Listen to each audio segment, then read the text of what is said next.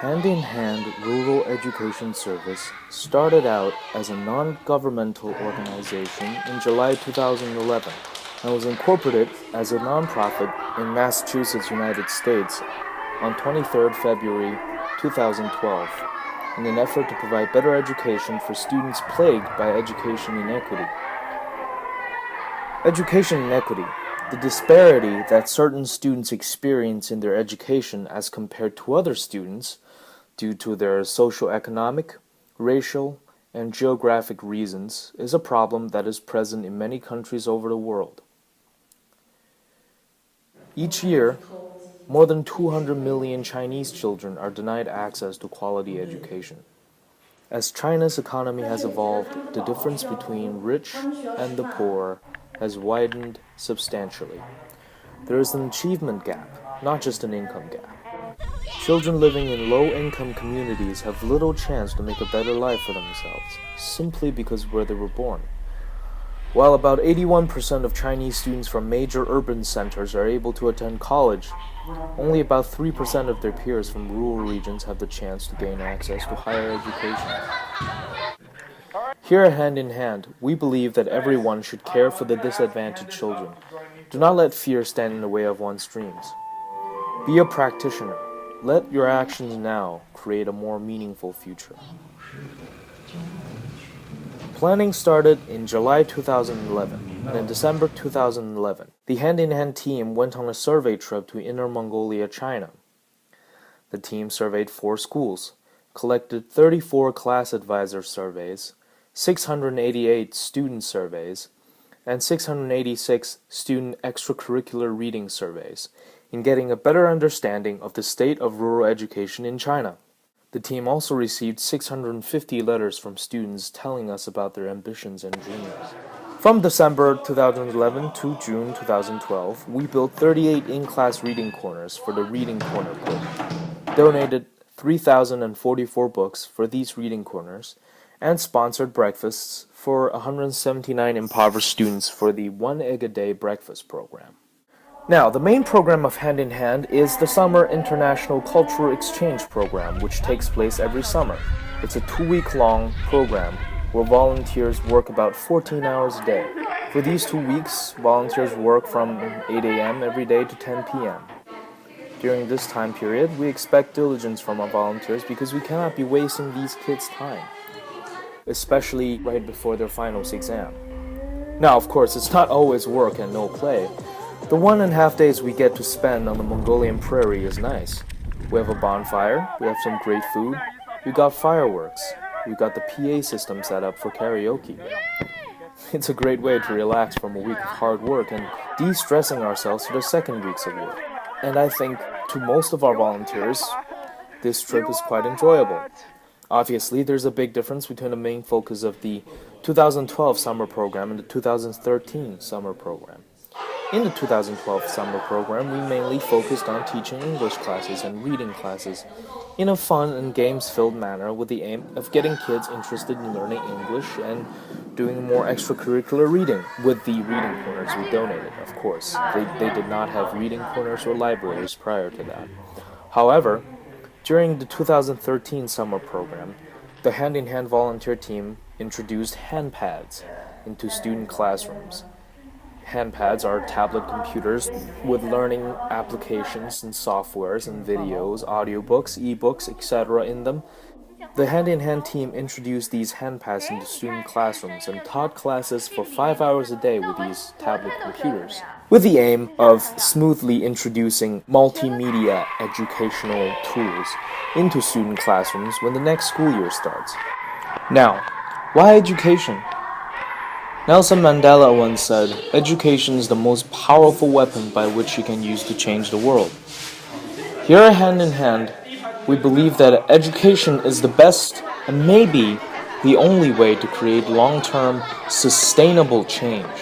Just think, if you can get these kids educated, it's going to have an effect on so many other issues. Education truly is a game changer. Now, take a look at the three most popular net classroom platforms: TED, Khan Academy, and iTunes University. All of these things have two things in common, in fact. One, they are a digitized platform for education. And second, they all have the attention of mainstream America for their revolutionary innovations in education, because the general public realizes that changes to the future must start with education. Now, why MPADS? March 29, 2012, the U.S. Department of Education and the Federal Communications Commission announced its first 5-year plan to digitize U.S. education. In this plan, the U.S. Department of Education hopes to work with several IT companies to digitize all textbooks in federal and state public elementary and secondary schools, with the goal that after 2017, all of these schools will be using electronic textbooks. Also, successful digital education projects such as the Hole in the Wall project, the One Laptop per Child program, and the classroom with 100,000 students, and most people know, Khan Academy, are all our inspirations when coming up with handpad program. These specialists have done research and tests and have concluded that electronic education are usually more cost efficient and more effective, and perhaps even more importantly, they are essential to keeping each child's individuality, because they're allowed to develop and grow at their own pace instead of being put into an educational system where everything is standardized. We came to the conclusion using handpads after the 2012 summer program. During these 2 weeks, we further looked into the state of rural education in China, and we found these problems that students face. 1. Students do not have access to studying tools, dictionaries, stationaries, exercise books, you name it. 2. They do not have any audio materials for English, and therefore they have no oral English skills. Number 3. They do not have any reading materials because the school libraries are locked up. 4. Most of the teachers have associate degrees, which are of course underqualified to teach students today. Number 5. Most of these teachers are also above 50 years old. Their knowledge, training, skills are outdated and unable to keep up with the pace of society today. Number 6. Lack of computers. Students are unable to access up-to-date information, educational and extracurricular alike. Number 7. Parents are busy working in the field, out of town, or left the kids at home with the grandparents with no intentions of taking care of them anymore. They do not invest time in their kids' education or nurture any thoughts of future in them. Now, in order to figure out how we can best solve these problems, the Hand-in-Hand Rural Education Service team spent hundreds of hours researching and reading various essays, articles, and books.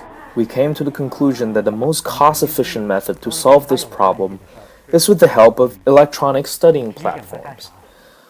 So in December 2012, the Hand-in-Hand team distributed 50 tablet computers of various models as testing for rural students from 4 different rural schools. We received that the 8-inch English pad is the most cost-efficient model and contains the following functions. Number 1, electronic classroom. Number 2, multilingual studying platform. Number 3, professional field dictionaries. Number 4, multimedia study. Number 5, English teacher. Number 7, interactive vocabulary memorizers. Number 6, synchronized class material explication. And also, of course, the e-books. We hope that by implementing these tablet computers into student classrooms, students can get access to educational resources that they previously had no way to acquire. Of course, at the same time, the teachers would also receive similar resources to update their own information and their own knowledges. The goal of the HandPad program is to provide this multimedia platform to rural students in compensation for the lacking of educational resources and achieve intellectual growth at their own pace. Through the 2013 summer program and hours of in-class HandPad integration, the local students helped us discover certain existing issues with these HandPads, as well as their advantages. For example, the twin sisters, Shasha and Lisa, successfully cracked the password of the parental locks of the HandPads on the second day of using these. Another example, Alex's 3rd grade class self-studied 6th grade math with HandPads and raised their class average of 4 out of 16 to 8.3 out of 16 within less than a day. After distributing student surveys, these students also reflected that they much prefer studying with the MPads than with their teachers, because they say that the HandPads are like a teacher that never fails to praise them when they're right and never insults them when they're wrong. These cases show us 2 things, I believe. There are certain issues still need taking care of for the HandPad, obviously. Number 2, do not ever underestimate what a child is capable of, because when they're given a chance to shine, you'd be surprised by just how bright their lights are.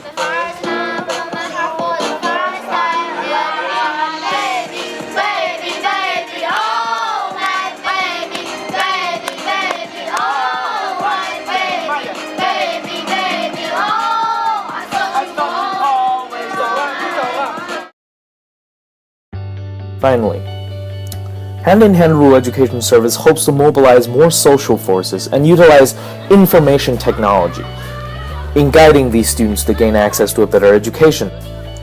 We hope that through your help and people everywhere, we can achieve this goal and eventually, of course, solve educational inequity. Thank you. Your love will become the foundation of the HandPad program. Please give us your hand. Our happiness and positive change are our demonstrations of appreciation. The kids' happiness and positive change are their demonstrations of appreciation. On behalf of the Hand-in-Hand Rural Education Service team, I would like to express my most sincere gratitude for your attention today.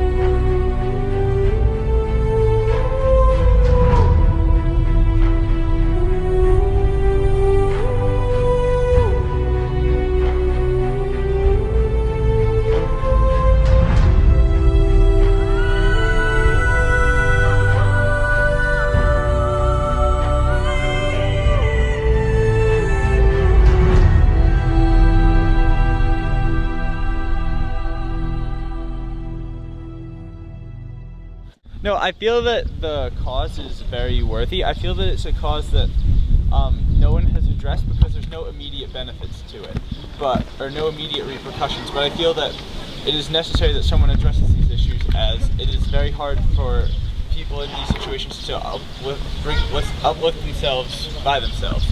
I feel that especially with the NPAD program we are using this year, we have that capability. We have the capability to really improve education and therefore improve all the other issues, poverty, disease, other issues like that in these areas. I think it's great for the kids to have this opportunity to reach out to the world, like keep up with the technologies. People are just so nice, the volunteers and the children.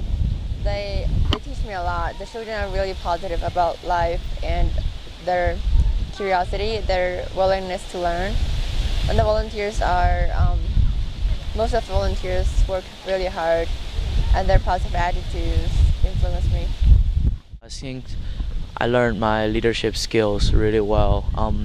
I used to be a kid really quiet, and came here I realized I need to do a lot of stuff for the kids, for our group. So you have to speak, you have to talk your idea, you have to share. I think most of the volunteers have created relationships within each other and have grown to really enjoy each other's presence, and it's really interesting to see how even though I don't speak Chinese, I can communicate and enjoy myself with the kids and work with them and teach them. The children here, they're mostly they're orphans where their parents got divorced, where their mother has mental illness. But the children, they really do a good job. They really want to get involved in the class, and they want to learn something, and they're really passionate about studying. And whenever time we say okay, let's have a break, they're all focused on the handpack about the book or the words or the math problem they're doing. So I actually learned a lot from this, and I knew we have to be patient. In everything we can criticize them, we have to encourage them instead of telling them you're wrong. I love the concept of this organization because it's stressed on that we are not sent to bring help and giving them maybe gifts and other materials here, but we are here as equal persons, equal individuals who are helping each other to grow at the same time. I think some of my thoughts has changed. Yeah, for example, because I was doing placement last year, so basically what I think about the whole year is about my own career goal or those kind of stuff. What should I do after I graduate, and what postgraduate school I should apply for, and those kind of stuff. It's all about me. But when I came here, it's changed a lot because I really want to help those kids, and so it's more about helping others, not about me anymore. Yeah. So I think that's a good change, and I really like it. Being a volunteer for this project, I think it inspired me as a high school student, because I saw a lot of things, the studying conditions and in Dominican and in China, and I start seeing the inequality of education by myself. I heard about it on the television and from internet, but I didn't think that it's that serious problem here. So I saw it by my eye and with my eye. So it's kind of a real life experience for me. We've been working with the teachers over the past couple days because once we leave, it's all in their hands. I guess I can go through a lot more now. I can go through tougher situations after being into this program. I'm not afraid to not take showers for 3 days anymore because we've been doing that entire week. It just made me a tougher person, I guess. To the north part of China, I heard it is poor here, and the weather is very dry, and these days we even have little water to wash our bodies or drink. So I think the condition is very poor, and through these days, I think this program is a very important lesson for my life, for my growth. So yeah. 在我印象最深的就是这次在西乌兰布朗这个学校里，我跟一个老师聊天，这老师跟我说我觉得吧，别的我不说，我就说一点，说自从你们去年你们这个团队从这儿走了之后，我们孩子最大的变化就是在任何校园任何地方见到老师，他们会打招呼，会说你好。哎，这点其实我虽然不是这个授课的老师，但是呢，我能从这里边感觉，哎，我心情也特别好，因为好像也是我付出的一个努力啊。所以呢，后来我跟老师说，我说那老师，我说那你们也得配合哈。我说孩子见着你跟你说你好，你也得跟人家说你好哈。我觉得这些是一点一滴的东西，我觉得非常好。